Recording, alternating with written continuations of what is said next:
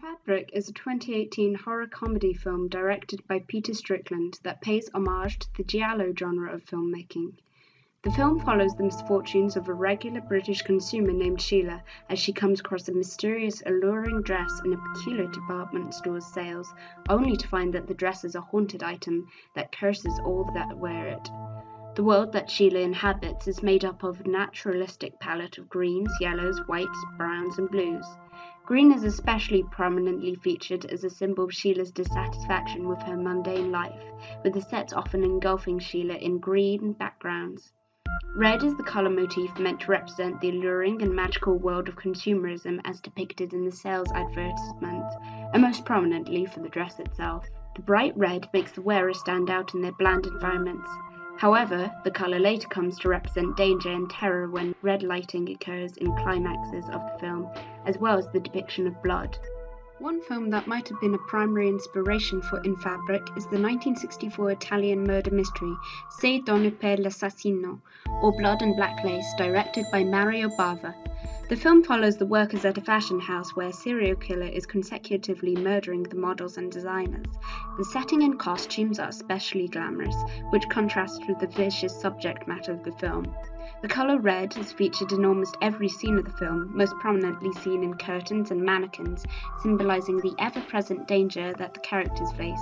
But green is also used as a more subtle, menacing color that represents betrayal, as characters such as Christina, who collaborates with the killer, and Peggy, who obstructs evidence to clear her name, are frequently seen wearing green.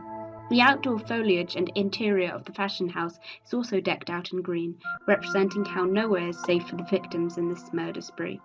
1975's Profondo Rosso, or Deep Red, is a standard quintessential Giallo classic, directed by cult icon Dario Argento. The most prominent color in this film is surprisingly white, which is the main color in most of the murders, shows up when we are first introduced to the killer's perspective, and is present in both the introduction of Carlos and his mother, who we later find out to be the killers. This color, which often represents safety, innocence, or neutrality, is made more terrifying and adds to the feeling that nobody is safe. The characters in this film predominantly wear black, which builds on the mystery of the story, as any one of them can be the leather-clad killer seen wearing black gloves.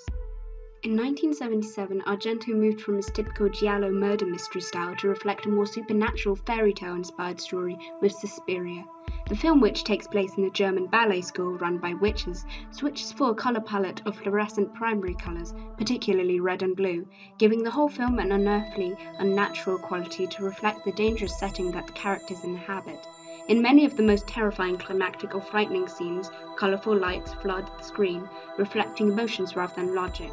For example, in this scene, it's unlikely that the light in the bedroom literally turns green, but it communicates a change in scenery and how the environment has now turned more threatening. This results in a film that looks unlike any other, effectively communicating the threat that this world poses to characters. In 1980, Argento followed up Suspiria with a sequel, Inferno, which replicates the aesthetic and color palette of the film, with the almost neon uses of red and blue representing murder and witchcraft. With architecture being a primary theme in this film, the sets are in bright, garish, often monochromatic colors that are unsettling to look at and effectively communicate that the very buildings that the characters inhabit are also a threat to them.